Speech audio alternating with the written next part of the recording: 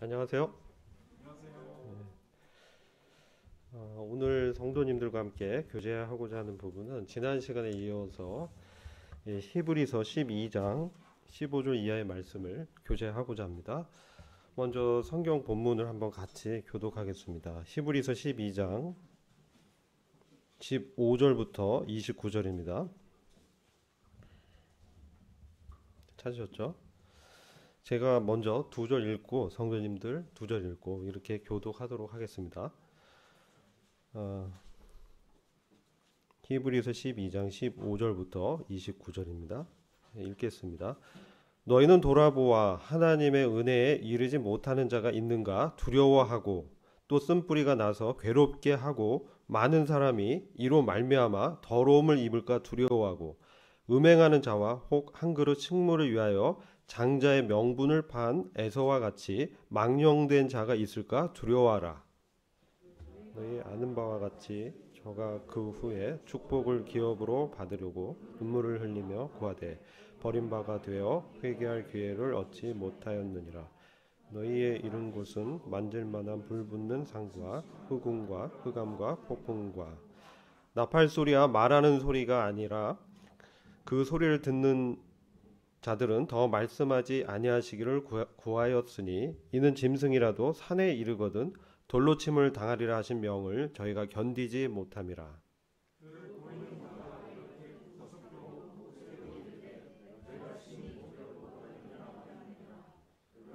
있는 곳은 시온 성과 살아계신 하나님의 도성인 하늘의 예루살렘과 천만 천사와 하늘에 기록한 장자들의 총회와 교회와 만민의 심판자이신 하나님과 및 온전케 된 의인의 영들과 새 언약의 중보이신 예수와 및 아벨의 피보다 더 낫게 말하는 뿌림피니라.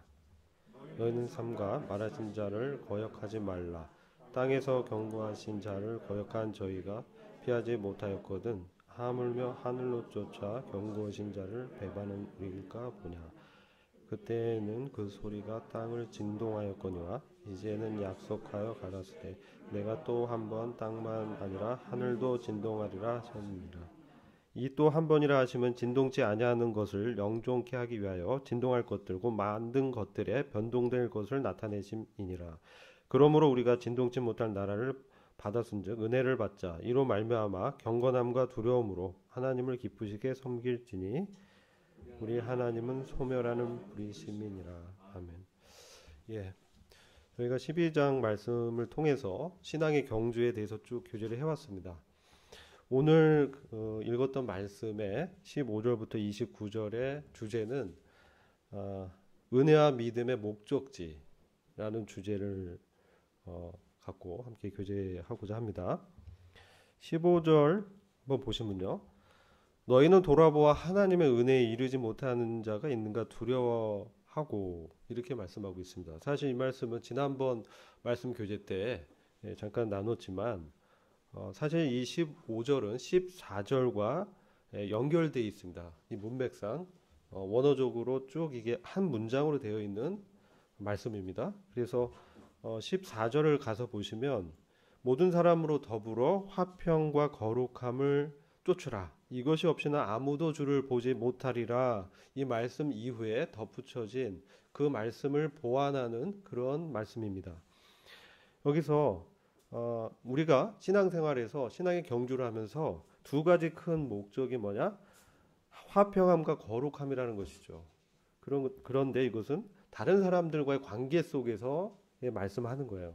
우리가 교회에서 우리들끼리 뭐 화평하고 이런 부분뿐만 아니라 사회생활 할 때도 다른 이들과 화평함을 추구하라는 거예요. 이 추구하다란 말씀 뭐냐면 분투하라는 뜻입니다. 쫓으라는 뜻이 그냥 뭐 대면되고 말고 뭐 이런 게 아니고요. 정말 영적 전쟁을 수행하면서 하나님 의지해서 화평함을 이룰 수 있도록 자기를 부인하고 그 관계 속에서 주님을 의지하라는 것이죠. 우리가 주님을 의지 않는다면 다른 사람들과 화평할 수가 없습니다. 우리의 어떤 육신적인 성정이 있기 때문에 힘든 얘기죠. 뿐만 아니라 이 거룩함도 또한 우리가 받은 거룩이 있지만 우리 삶 가운데 다른 사람들과 함께 성별된 그런 삶을 추구하라는 것이에요. 근데 그 다음 말씀이 이것이 없이는 이러한 추구함이 없이는 아무도 주님을 보지 못한다는 것이죠. 주님과 더 깊은 교제에 나아갈 수 없다는 것이죠. 지난 시간에 말씀한 것처럼 은혜는 뭡니까? 은혜는요, 정말 자격 없는 자에게 베푸신 하나님의 호의인데요. 은혜의 역할이 뭐냐면 바로 주님과 하나님과 더 깊은 그 연합의 관계, 그 결속을 더 강하게 하는 것입니다. 우리가 그리스도 안에서 더 깊이 주님과 이 관계를 맺는 것이 은혜의 목적인 것이죠. 그래서 우리가 그런 것이 없다면은 화평함과 거룩함을 추구할 수 없고, 또 그렇게 된다면은 주님과 깊은 그 관계 속에 들어가지 못하게 되고 은혜와 믿음의 목적지에 도달할 수 없다는 것이죠. 그러면서 우리가 경계해야 될 네 가지 것들을 말씀합니다. 네 가지 사항을 두려워해라, 경계하라, 잘 살펴라, 그런 일이 없도록 해라. 근데 첫 번째가 하나님의 은혜에 이르지 못하는 자가 있는지를 잘 살펴보라는 거예요. 너희는, 우리 중에 혹시 하나님의 은혜 가운데 깊이 들어가지 못하는 사람이 있는가? 그렇죠? 이것은 갈라디아서 5장 4절에 지난 시간에 한번 말씀드렸는데요. 갈라디아서 5장 4절의 말씀 보시면 한번 같이 읽어보겠습니다. 갈라디아서 5장 4절입니다. 찾으셨죠? 자, 읽겠습니다. 시작. 율법 안에서 의롭다함을 얻으려 하는 너희는 그리스도에게서 끊어지고 은혜에서 떨어진 자로다. 은혜의 목적에 달하지 못한 것이죠. 율법 안에서, 이것은 율법 안에서 자기의 노력으로 신앙생활을 해 나가려 하는 그런 태도를 말하는 것이죠. 그렇다면은 이 갈라디아서 교회도 처음엔 성령으로 출발했지만 이 육체로 마치게 되는, 그래서 하나님의 목적하신 그곳에 도달할 수 없는 아주 안타까운 상황에 이를 수 있다는 것이죠. 이와 유사한 말씀이요, 히브리서 4장 1절 한번 보시면요, 비슷한 맥락의 말씀을 히브리서는 반복적으로 말씀하고 있어요. 히브리서 4장 1절 보시면 같이 한번 읽어볼게요. 시작. 그러므로 우리는 두려워할지니 그의 안식에 들어갈 약속이 남아있을지라도 너희 중에 혹 미치지 못할 자가 있을까 함이라. 자, 여기도 하나님의 안식에 들어갈 약속이 있는데 그 안에 들어가지 못할 사람이 있을까? 두려워하고 있는 말씀하고 있죠. 여기서 안식은요, 가나안에 들어가는 그 기업을 얻음으로 말미암아 안식을 이제 누리는 것을 말하는 것이죠. 그렇게 목적지에 도달하지 못할 사람이 있을지 두려워하라는 거예요. 근데 여기서 이 2절을 보시면요, 한번 같이 볼게요. 저희와 같이 우리도 복음 전함을 받은 자이나 그러나 그 들은 바 말씀이 저희에게 유익이 되지 못한 것은 듣는 자가 믿음으로 화합지 아니함이라. 그들이 가나안의 기업, 그 안식에 들어가지 못한 것은 하나님이 목적한 그 목적지에 들어가지 못한 것은 말씀의 믿음으로 화합지 아니한 이유 때문이다. 이렇게 말씀하는 거죠. 우리가 듣는 말씀에 우리가 믿음으로 화합지 않는다면 하나님이 원하는 그 목적에 들어갈 수 없다는 겁니다. 하나님이 예비하신 그 기업을 받을 수 없다는 것이죠. 은혜가 목적한 그 목적지에 들어갈 수 없다는 겁니다. 그래서 이것은 매우 중요한 말씀이죠.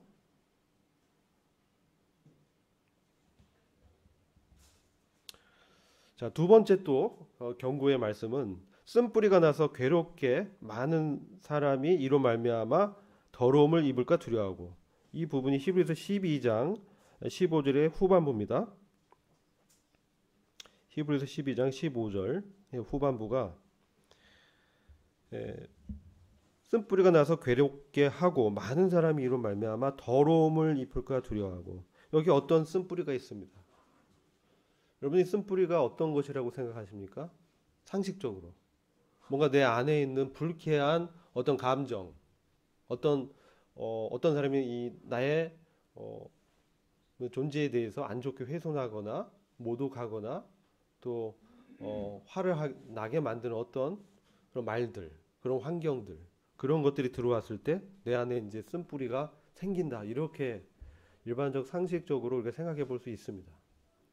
이건 사전적인 의미겠죠. 그러나 여기서 하나님 말씀에서 문맥적으로 이게 도대체 어떤 뜻인가? 지금요, 히브리서 이 서신 자체는요, 유대교 출신의 그리스도인들에게 경고하는 메시지거든요. 유대교는요, 구약 성경을 잘 이해하고 구약의 배경을 안에서 그들이 잘 자라왔던 사람이기 때문에 이 쓴뿌리라 하면 그들이 무슨 뜻인지 알아요. 근데 우리는 잘 모르죠. 신명기 29장 18절을 가보면 이게 어떤 의미인지가 명확해집니다. 그래서 신명기 29장 18절입니다.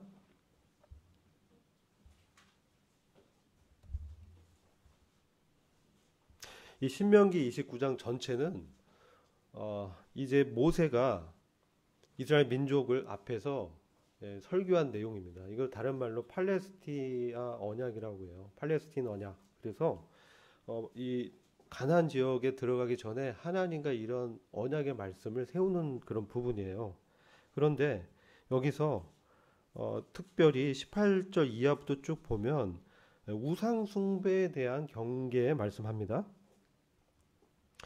그래서 전반부 1절부터 쭉 읽어보면 그들이 흩어졌지만 하나님께서 그들을 다시 가나안의 고토로 돌아오게 하겠다라는 약속을 하시면서 그들 가운데 참 이런 우상 숭배가 있다면 하나님께서 이렇게 징계하겠다라는 말씀하는 부분입니다.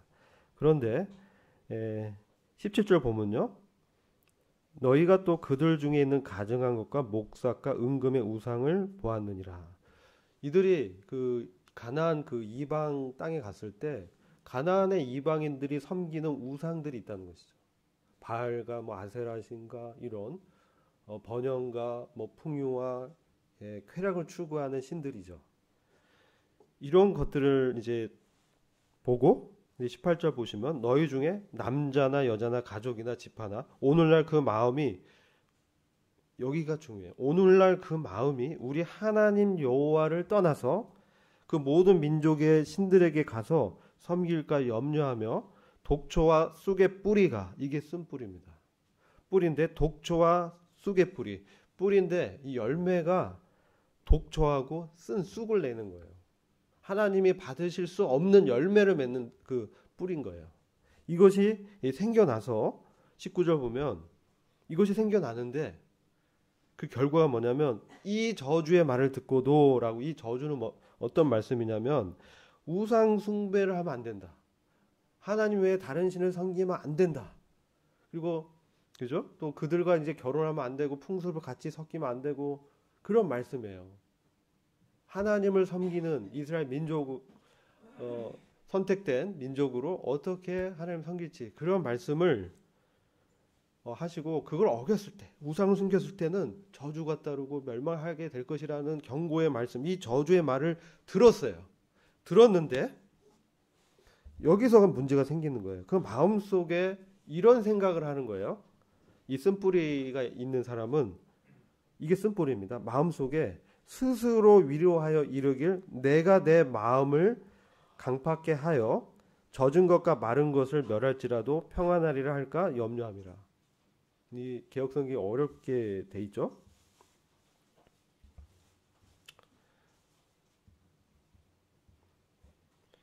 이건 어떤 말이냐면요, 세번역 성경으로 보면 이런 저주의 말을 들으면서도 속으로 자기를 달래면서 내 고집대로 하여도 괜찮을 거야, 만사가 형통할 것이야 라고 생각하는 거예요. 아시겠죠? 이게 쓴뿌리입니다. 하나님의 말씀을 심상히 여기는 거예요.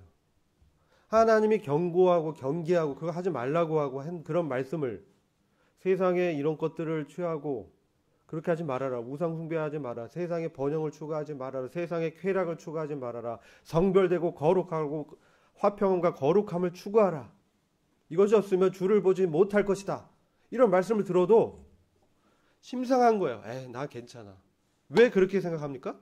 내가 하나님의 백성이니까, 내가 하나님의 선택된 민족이니까, 내가 홍해를 건너가지고 하나님의 역사를 다 하고 성경의 그러한 역사들을 다 체험했기 때문에 이제 하나님이 그렇게 말씀해도 나는 나의 신분은 안전해.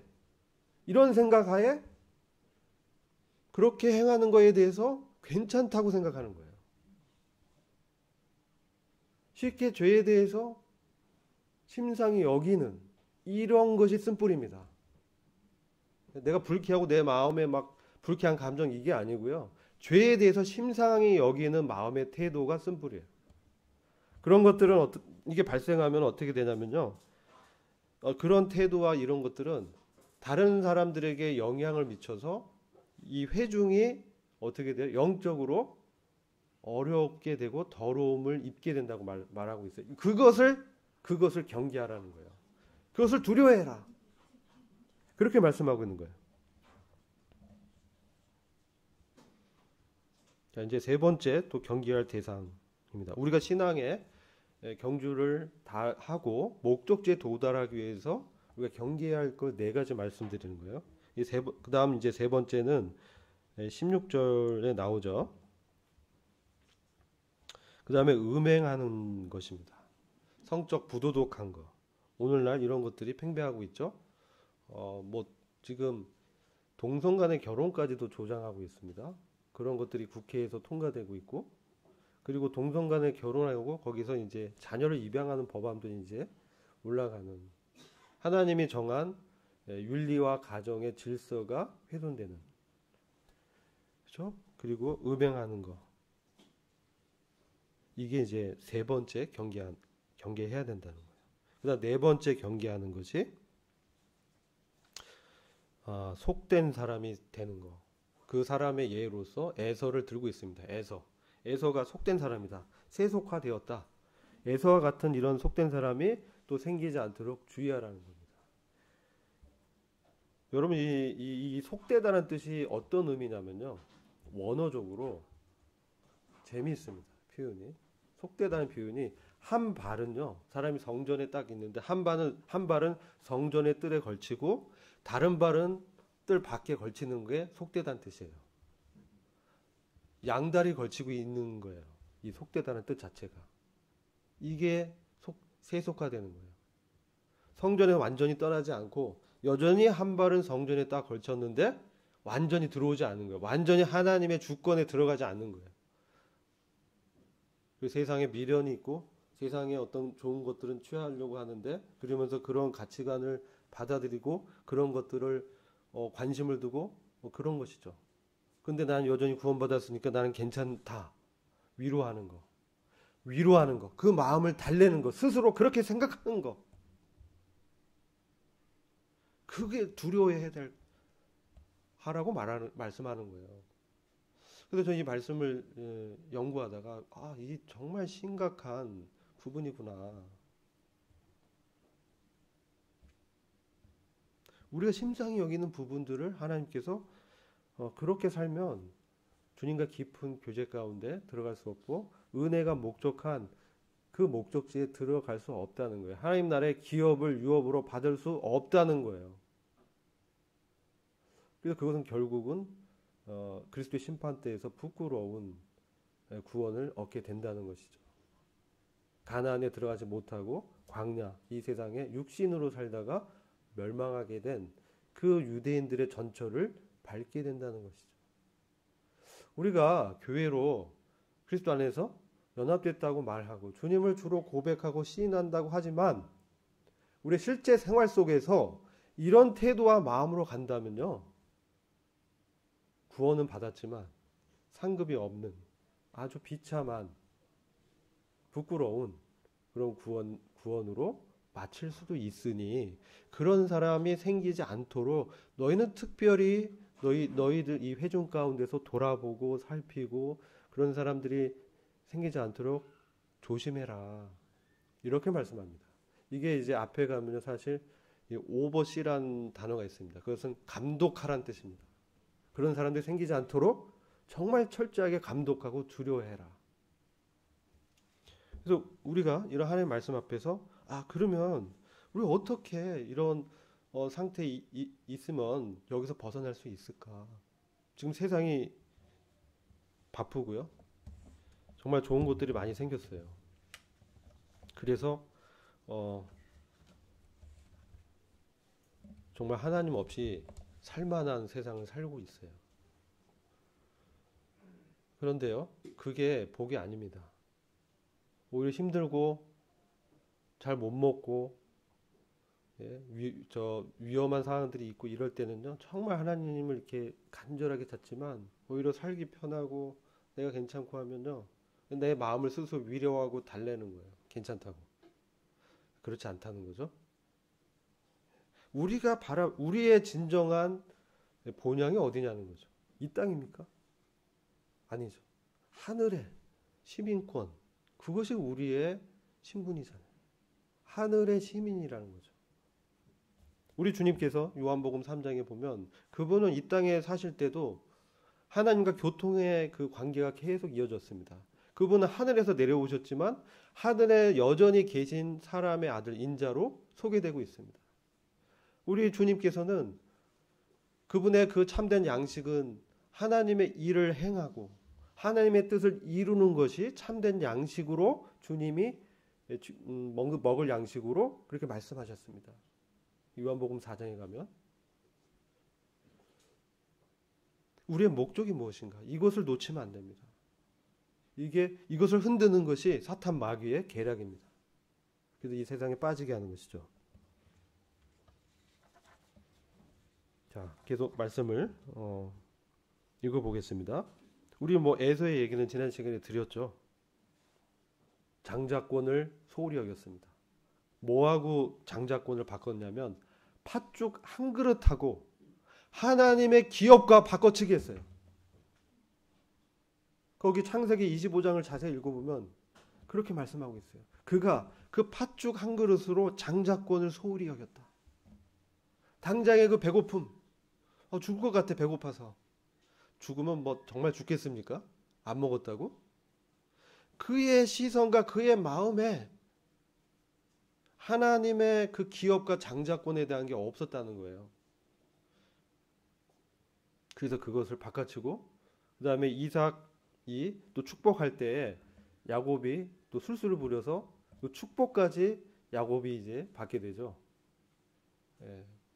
이게 돌이킬 수 없게 됐어요. 회개할 기회를 구했지만 못 얻었다는 것이죠. 그가 울고 간절히 아버지 이삭에게 매달리고 해서도 그 기회를 놓쳐버린 거예요. 왜 이럴 수 있습니다. 우리 한번 이거 괜찮아. 이렇게 생각하면 안 된다는 거예요. 이 한 번, 지금 이 시간 여기 지나면 다시 돌아올 수 없다는 거예요. 시간은 굉장히 우리한테 공평하고 소중한 것이죠. 그래서 18절 이하를 보면 사실 이 얘기를 하려고 하는 것이 아니고 지금 히브리서 기자는 우리가 이룬 곳은 시온산이다 이 얘기를 하려고 하는 거예요. 우리의 목적지, 은혜와 믿음에 의해서 우리의 목적지는 시내산이 아니고 시온산이다 이런 말씀하는 거예요. 우리가 모든 사람과 더불어서 화평함과 거룩함을 추구하고 주님과 더 깊은 관계에 들어가서 신앙의 경주의 목적지인 하나님의 나라의 영광과 그 기업을 받으려면 우리가 어디로 가고 향하고 있는지 그것을 명확하게 우리가 보고 알아야 되겠죠. 그래서 그것을 말씀하려고 먼저 얘기한 것은 18절에 너희의 이룬 곳은 이것은 시내산에서 모세가 율법을 받을 때의 상황을 기록해 놨습니다.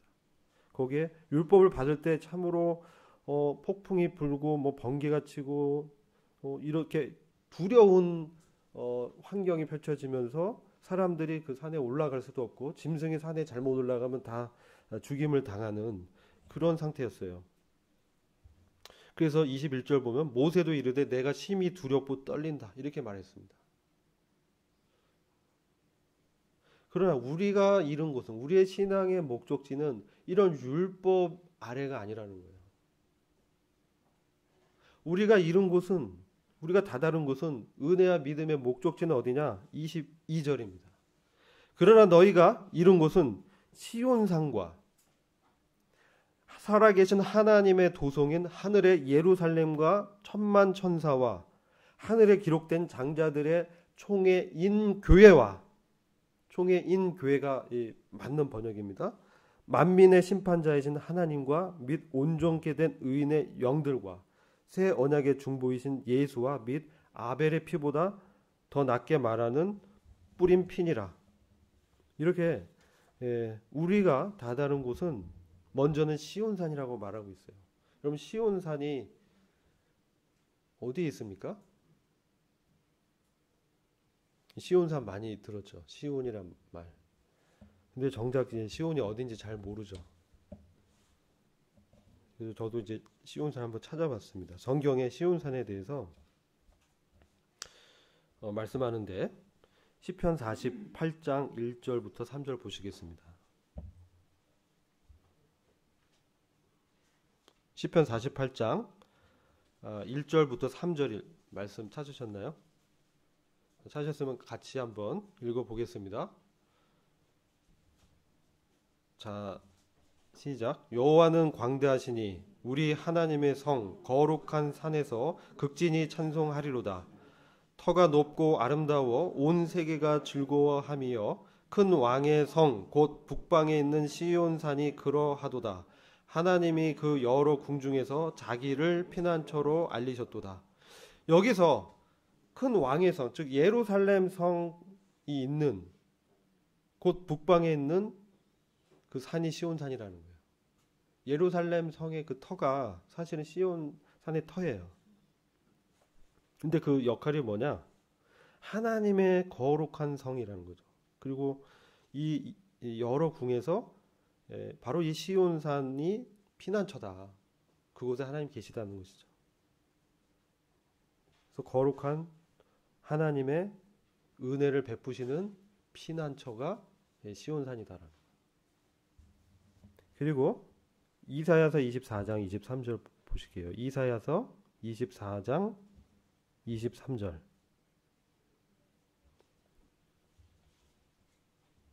자, 찾으셨으면 한번 읽어보겠습니다. 그때 달이 무색하고 해가 부끄러워하리니 이는 만군의 여호와께서 시온산과 예루살렘에서 왕이 되시고 그 장로들 앞에서 영광을 나타내실 것입니다.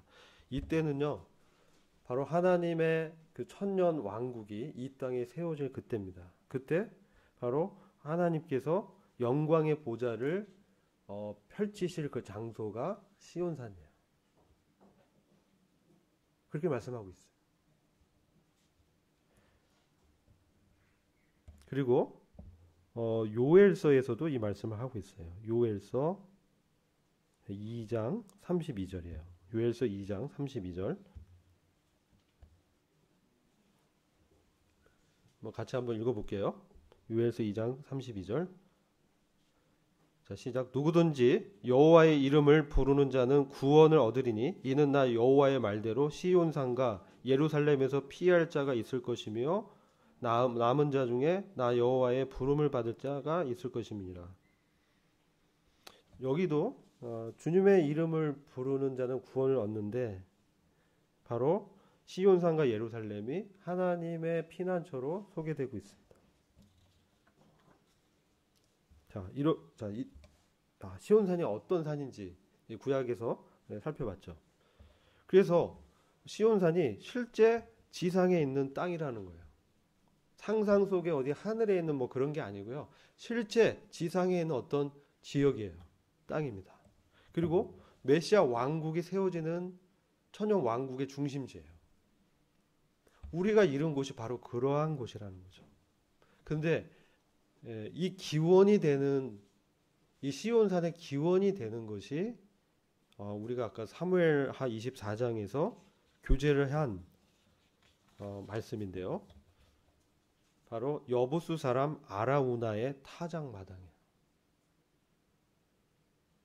여부수 사람 아라우나의 타작마당이 바로 거기에 성전산이고 성전이 이제 나중에 구축이 됩니다.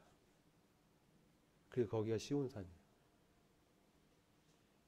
그러면 이 영적 의미를 알려면요, 사무엘 하에 이 타작마당에 대해서 우리가 알아야 우리가 정말 신앙의 목적지, 당도한 곳이 어딘지를 그 영적 의미를 알 수가 있는 거예요.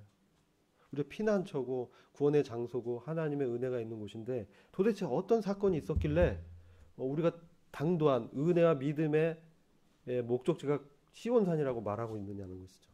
사무엘하 24장 말씀 다 못 보고요. 24장 18절, 21절, 24절, 25절 이 구절만 좀 보고 그 의미를 한번 나눠보고자 합니다.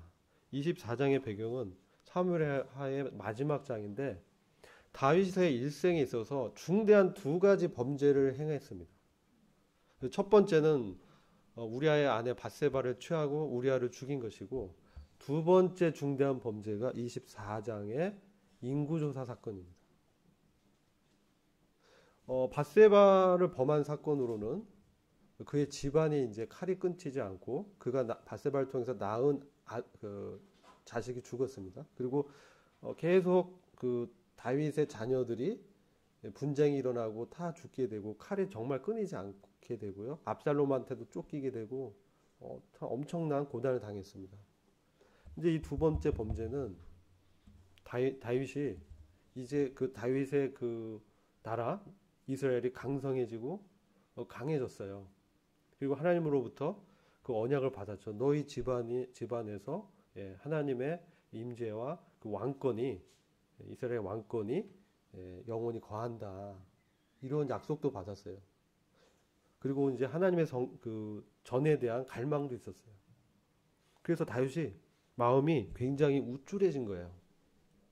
그래서 다윗이 교만해졌어요. 사단이 이것을 격동했다고 이제 역대기 보면 나와요. 사단이 그 다윗의 마음을 격동해서 인구 조사를 하게 만든 거예요. 그래서 거의 상당 오랜 기간을 그 요압과 그 신하가 그 인구 조사를 하고 다녔어요. 근데 그 결과가 어떻게 됐냐? 하나님께서 진노하셔가지고 징계를 이렇게 내리는 것이죠. 근데 사실 그 징계를 내리시기로 하나님이 작정하셨어요. 그래서 사탄을 통해서 다윗을 격동시키고 다윗이 범죄케 하게 해서 이제 징계의 종류 세 가지에서 아까 형제님 말씀한 것처럼 하나님의 손에 자신을 의탁하게 됩니다. 여러 두 가지 다른 징계가 있었는데 그래서 역병이 발생해서 7만 명이 죽게 됩니다. 7만 명이. 이 인구조사와 우리가 민수기의 모세의 인구조사와 큰 차이가 있습니다. 모세도 인구조사했는데 그런 징벌이 없었어요. 근데 다윗도 인구조사했는데 징계가 따르고 하나님의 그 재앙이 발생했죠. 차이가 뭐냐는 거죠. 모세는 하나님의 백성을 계수한 거예요. 모세는 하나님께 속한 백성이 몇 명인지를 계수한 거예요. 근데 다윗은요, 자기 백성을 계수한 거예요. 자기의 백성을 계수한 거예요.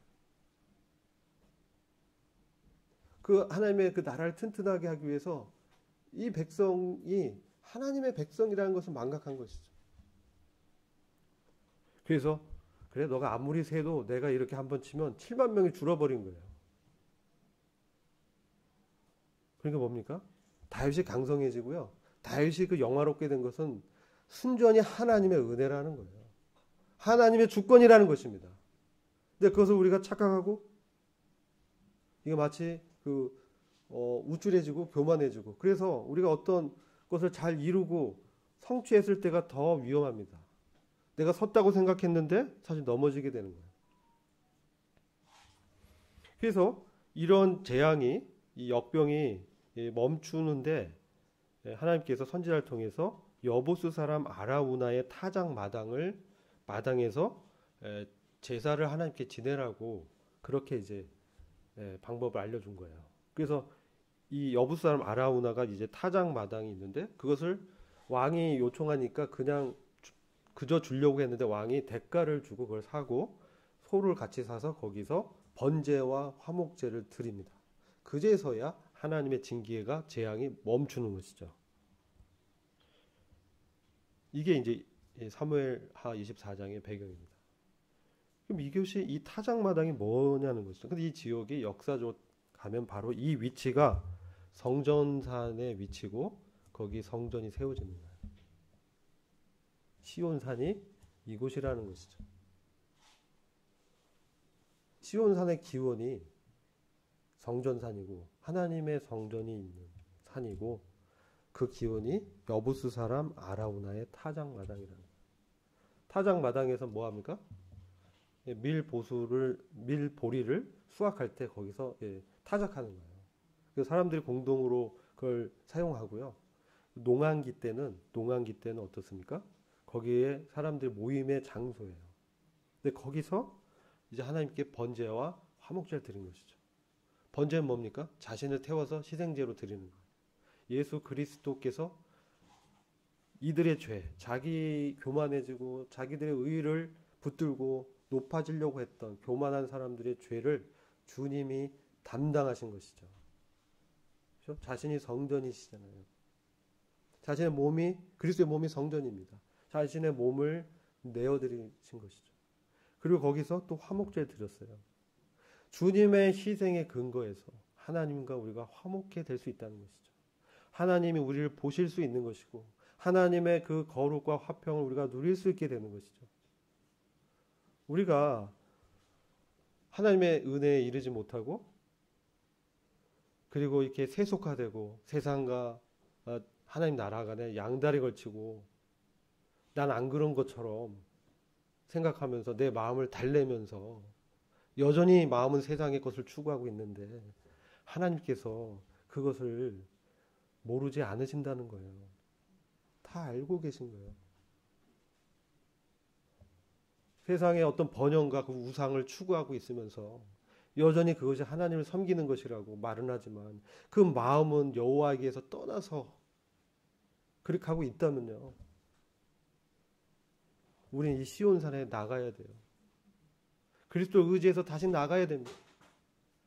그래서 그분이 드리신 그 성전된 그리스도와 내가 어떤 관계인지를 비춰봐야 된다는 것이죠.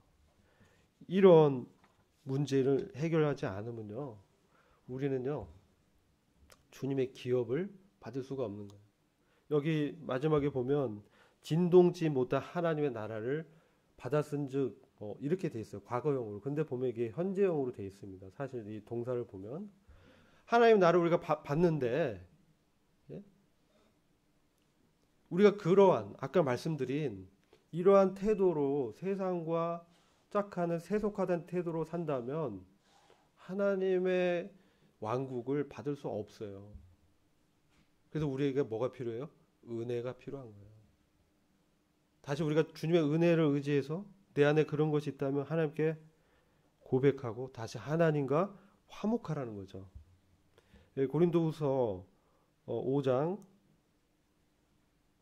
17절부터 21절 말씀인데요. 여기 한번 말씀 보시겠습니다.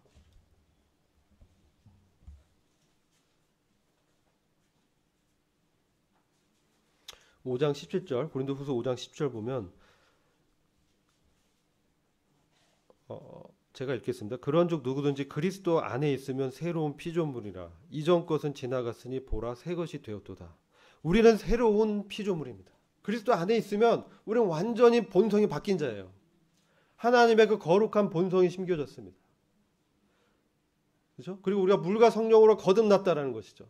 예수 그리스도의 옆구리에 그 창이 찔렸을 때 흘러나온 그 물, 우리를 정결케 하는 것이죠. 또 피도 흘려주셔서 우리를 속죄합니다. 우리를 그분의 피값으로 사신 것이죠. 그리고 우리 안에 예수 그리스도를 주와 구주로 영접했을 때 어떻게 됩니까? 우리 안에 영생하도록 솟는 샘물 대신 성령의 능력이 주어집니다. 그런데 목마른 자에게 생수가 주어지는 거예요. 내가 그런 갈급함이 없다면 내가 주님의 그 능력과 주님의 성령의 능력으로 이런 거룩함과 화평함을 정말 분투하면서 추구하고자 하는 그런 영적인 열정이 없다면 이 성령의 능력은 어떻습니까? 나타나지 않는 것이에요. 왜 우리가 구원받은 이후에 처음에 기뻤지만 왜 나중에 우리의 기쁨이 점점 없어지고요. 충만하지 않느냐는 것이죠. 바로 이 세상과 세속된 그 쓴뿌리가 우리 안에 에서에게 있었던 그러한 세속화된 마음이 여전히 육신의 죄성으로 남아있다면 그렇게 되는 것입니다. 그래서 우리는 주님의 은혜를 구하면서 여기 이제 주님과 다시 어떻게 회복이 돼야 돼요. 그래서 고린도후서 5장 19절에 보면요, 이렇게 말씀합니다. 고린도후서 5장 19절 부터 21절까지 같이 읽어보겠습니다. 고린도후서 5장 19절 찾으셨죠? 자, 시작. 이는 하나님께서 그리스도 안에 계시사 세상을 자기와 화목하게 하시며 저희의 죄를 저희에게 돌리지 아니하시고 화목하게 하는 말씀을 우리에게 부탁하셨느니라. 이러므로 우리가 그리스도를 대신하여 사신이 되어 하나님이 우리로 너희를 권면하시는 것 같이 그리스도를 대신하여 간구하노니 너희는 하나님과 화목하라. 하나님이 죄를 알지도 못하신 자로 우리를 대신하여 죄를 삼으신 것은 우리로 하여금 저희 안에서 하나님의 의가 되게 하려 하심이니라. 이게 하나님이 우리를 구원한 목적이죠. 주님께서 우리를 대신해서 죄가 되시고 십자가에서 번제로 드려지신 것은 우리와 하나님을 하나 되게 하시고, 그죠? 화목하게 하시고 그리스도 안에 두시고 그리스도 안에서 연합하게 하셔서 화목하게 하는 복음의 메시지와 말씀을, 복음의 능력을 우리한테 맡기셨다. 우리에게 부탁하셨다는 거예요. 그래서 그런데 뭐냐면 그런 복음의 말씀대로 살려면요, 우리가 그 은혜를 의지하면서 우리 안에 그러한 쓴뿌리가 있는지 말씀으로 살펴봐야 되는 것이죠. 우리 안에 누룩을 순결하고 진실된 그리스도로 제거해야 되는 거예요. 세상에 향했던 이 시선을 돌이켜서 믿음의 주요 온전케 하시는 주님을 주목해야 되는 것이죠. 주님이 어떤 생명을 우리에게 주셨는지. 그래서 하나님과 화목 내가 이미 했어요. 과거에 했지. 지금은 어떠냐는 거예요. 내가 구원 받았어요. 그래서 지금은 어떻게 살고 있느냐는 거예요. 이 질문이 그런 거예요. 지금은 어떻게 살고 있느냐를 우리에게 질문하고 있는 것입니다. 과거에 내가 구원 받았으니까 안전해? 안전하지 않다는 거죠. 지옥 간단 말이 아니고 하나님의 기업을 얻지 못할 수 있으니 두려워하고 나를 살피고 하나님 앞에 그 임재 앞에서 나를 비추어 보고, 그게 경건입니다. 하나님이 기쁘시기에 섬기려면요, 경건함과 하나님이 경외하는 마음으로 하나님 섬기라고 말씀하고 있어요. 왜? 하나님은 소멸하시는 불이기 때문에. 하나님은 소멸하는 불이십니다. 그냥 넘어가지 않는다는 거예요. 시내산에 모세가 불붙은 떨기나무를 봤을 때 어떻습니까? 하나님의 거룩한 임재 안에서 자기의 그 모습을 보게 되죠. 근데 뭐가 신기했어요? 불이 붙었는데 나무가 타지 않아. 주님의 불이, 주님의 그러한 감찰하시는 그 성령님의 불이 우리를 감찰하실 때, 말씀으로 감찰하실 때, 우리는 다 없어지지는 않아요. 그러나 때로 우리에게 징계가 따르고요, 넘어짐이 있고요, 시련이 있습니다.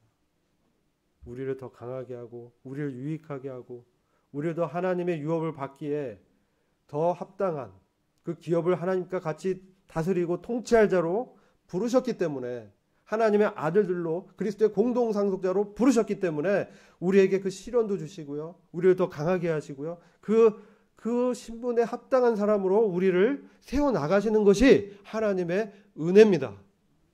그래서 화목하게 하는 말씀을 부탁하셨는데 여전히 우리는 하나님과 화목하라는 명령을 하시는 것이죠. 그래서 왜 그래야 되냐? 우리가 하나님의 의가 되게 하려 하심이라. 의롭다가 칭해질 뿐만 아니라 실제로 하나님의 의인으로 살도록 하기 위해서다라는 거예요. 말로만 아니라 실제로 그렇게 하나님의 의를 나타내고 의의 열매를 맺게 하시기 위해서 그렇게 역사하는 것이죠. 그래서 우리가 이룬 곳이 이 타작마당의 의미, 시온산의 의미를 말씀드린 거예요. 그 다음 두 번째는 새 언약의 중보이신 그리스도, 그리고 아벨의 피보다 더 나은 피에 우리가 이르렀다는 것이죠. 여기 보면 히브리서 9장 14절부터 15절 말씀을 함께 보시겠습니다. 그럼 우리에게 주님이 그 성령님의 능력을 주셨잖아요. 영생하도록 솟아나는 생수를 주셨습니다. 이게 바로 새 언약입니다. 새 언약으로 우리에게 영생하도록 솟는 샘물을 우리에게 주신 거예요. 근데 이것이 뭐냐면 바로 물의 어떤 샘이란 뜻이에요. 물의 샘. 그래서 이 틀이, 성령의 능력이 담길 수 있는 그러한 틀이 우리 안에 우리가 거듭날 때 딱 주어지는 거예요. 그래서 거기에 성령님이 이렇게 계시는 것이죠. 근데 우리가 그것을 추구하지 않고 성령님 앞에서 정말 겸손하게, 하나님이죠, 하나님의 말씀 앞에서 겸손하게 행하지 않는다면 성령님의 능력이 함께 역사할 수 없다는 거예요. 그래서 히브리서 9장 14, 15절 같이 한번 읽어보겠습니다. 네, 찾으셨죠? 하물며 영원하신 성령으로 말미암아 흠없는 자기를 하나님께 드린 그리스도의 피가 어찌 너희 양심으로 죽은 행실에서 깨끗하게 하고 살아계신 하나님을 섬기게 못하겠느냐. 이를 인하여 그는 새 언약의 중보니 이는 첫 언약 때에 범한 죄를 속하려고 주구사 부르심을 입은 자로 하여금 영원한 기업의 약속을 얻게 하려 하심이니라. 아멘. 그리스도의 피가 우리한테, 우리 양심에 뿌려졌다는 거예요. 그걸 믿는 것이죠. 그래서 흠없는 자기를 하나님께 드린 그리스도의 피. 근데 성령으로 말미암아 주님이 성령님의 인도한 가운데서 그 자신을 드리신 것이죠. 그렇게 됐을 때 그 피가 우리 양심을 이제 죽은 행실에서 깨끗게 하는 거예요. 죽은 행실에서 깨끗해. 여러분, 우리가 행동하는 행실이고 행위인데 그 행동이 죽었다는 뜻이에요. 죽은 행실도 있다는 거예요. 우리가 하나님 섬긴다고 하는데 죽은 행실도 있다는 거예요. 사대교회가 그랬습니다. 사대교회가 너희가 살아있다고 말은 하지만 실상은 죽은 자로다. 하나님과 관계없고 내 마음은 딴 생각하는데 내 마음의 주님은 이 세상의 재물이고 이 세상의 어떤 정욕이고 권력인데 몸으로 행한다고 해서 하나님이 기쁘게 받지 않는다는 거예요. 그게 죽은 행실이에요. 세속화된 마음이 있다면 그것을 제거해야 되는 거예요. 그리고 정말 깨끗해진 마음으로 몸만 이렇게 하는 척 하지 말고 진짜 중심으로 하나님께 나오라는 것이죠. 중심으로 하나님 앞에 나와서 정말 나의 통치자가 누군지 그런 것들을 하나님 앞에서 대면해서 고백하고 그리스도를 주로 시인하고 고백하고 여기고 그 부활하신 그리스도와 함께 행하고자 하는 그 영적 추구가 정말 필요해요. 그것이 없으면 그것을 달라고 구하십시오. 성령 충만을 구하라고 했잖아요. 그래서 이 피가 양심을 깨끗해서 하나님을 섬기게 한다는 거죠. 근데 살아계신 하나님 섬기는데 그때 이를 인하여 그는 새 언약의 중보니 첫 언약 때 범한 죄를 속하려고 주구사 부르심을 입은 자로 하여금 영원한 기업의 약속을 얻게 하려 하심이니라. 새 언약은 성령님이 우리 안에 들어오셨다는 거예요. 그래서 우리의 딱딱한 마음을 아까 말씀의 믿음으로 화합지 않는 그 단단한 나의 고집, 나의 주관, 나의 가치관, 세상적인 그런 철학들 이런 것들 다 그리스도의 말씀 앞에 복종시키라는 것이죠. 바로 그 성령님 내 안에 말씀할 때 성령님 우리를 때려 죽이지 않습니다. 세미한 음성으로 말씀을 깨닫게 하고 우리가 인격적으로 그분과 교감하면서 내 스스로 주님의 그 뜻에 그분의 사랑에 강권돼서 내 스스로 자발적으로 엎드리기를 원하시는 것이죠. 그분의 그 말씀 앞에 순종하기를 원하시는 것이죠. 그렇게 됐을 때 우리가 영원한 기업의 약속을 얻게 하시기 위해서 지금도 새 언약의 중보이신 하늘의 대제사장이신 그리스도께서 우리 안에서 어떻습니까? 우리 안에 있는 비밀 되신 그리스도가 영광의 소망이니라. 골로새서 1장 말씀. 그래서 우리가 주님 앞에서 우리가 이런 곳이 어디냐? 우리가 지금 실상이 이런 것들이 네 가지 그런 두려워할 경계들 하나님의 은혜의 목적을 망각하고 세속화돼가지고 나는 괜찮을 거야 라고 허망한 생각을 갖고 있다든지 망년된 생각을 갖고 있다면 버리세요. 이제 이것들은 정말 거짓말이다. 그렇게 말하는 것은 복음이 아닙니다. 정말 하나님 앞에서 두렵고 떨림으로 하나님을 경외함으로 하나님의 말씀을 존중함으로 하나님을 존중히 여기는 자를 말씀을 귀히 여기는 자를 하나님이 귀히 여기신다고 말씀합니다. 우리가 하나님의 말씀을 귀히 여기지 않고 듣지도 않고 멀리한다면 어떻게 하나님이 우리 안에서 역사하시고 이 기업을 누리게 하실 수 있겠습니까? 하나님은 경홀히 여김을 당하지 않는 분이라는 것이죠. 성령님이 우리의 양심을 일깨울 때 그 말씀에 순종하시기 원합니다. 그렇게 몸을 들여서 주님 말씀할 때 순종하지 않으면 우리가 기업을 얻을 수 없는 거예요. 그래서 우리가 이르는 곳은 은혜도 역사하고요. 진리도 같이 역사합니다. 하나님의 은혜, 진리 안에 있는 것이죠. 사랑, 진리 안에 있습니다. 그래서 그리스도 안에 있다는 것이죠. 그래서 우리가 지금 너무나 믿음과 은혜의 목표가 막 흐려지고 세속화되다 보니까 우리 신앙의 경주를 하다가 이탈하기도 하고 힘들어지기도 하고 포기하려고 하는 생각이 들기도 합니다. 안 되는 거 아니야? 그렇지 않습니다. 주님이 우리를 사랑하십니다. 주님의 은혜를 베푸십니다. 끝까지 우리가 은혜 안에서 강건하라고 말씀하고 계십니다. 그래서 우리가 은혜 안에서 무장하고 어떻습니까? 하나님의 전신갑주의 마지막이 뭐냐면 성령으로 무시로 기도하라 말씀하고 있어요. 하나님의 전신갑주에서 쭉 얘기하면 말씀의 검 얘기한 다음에 무시로 성령으로 기도할 것을 말씀합니다.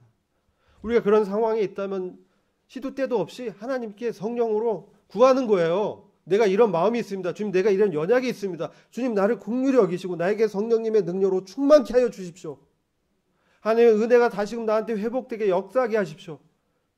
내 은혜가 나타나길 방해하는 네 가지 그런 요소들이 있기 때문에 우리가 그것을 주님께 가지고 나가야 되는 거예요. 은혜의 보좌 앞에 나가야 되는 거예요. 때를 따라 돕는 은혜를 구해야 되는 겁니다. 그때 하나님께서 역사하시고 우리를 회복하시고 주님의 뜻을 이루시고 기업을 우리에게 주신다는 것이죠. 아멘. 그래서 이 말씀을 통해서 주님의 이 마지막 때에 밝히신 그 뜻을 우리가 기억하면서 기도하며 마치도록 하겠습니다. 아버지 하나님, 참으로 감사합니다. 오늘날 참 사단 마귀는 여러 가지 사상과 철학들로 참 우리의 시선을 흐리게 하고 다른 길로 자꾸 옆길로 가려고 유혹합니다. 그러나 주님께서 오늘날 분명한 복음을 저희들에게 말씀하시고 그리스도 안에서 우리가 어떤 자로 살아가야 될지를 참 일깨워 주셔서 감사합니다. 주님, 저희들이 성령님의 음성에 민감하게 하시고 하나님의 은혜를 헛되이 여기지 않게 하시며 주님 앞에 참 복종하고 주님을 사랑하는 그런 자들이 될 수 있도록 주여 저희에게 은혜를 베풀어 주시고 역사해 주시길 기도합니다. 우리 예수 그리스도의 존귀하신 이름으로 기도했습니다.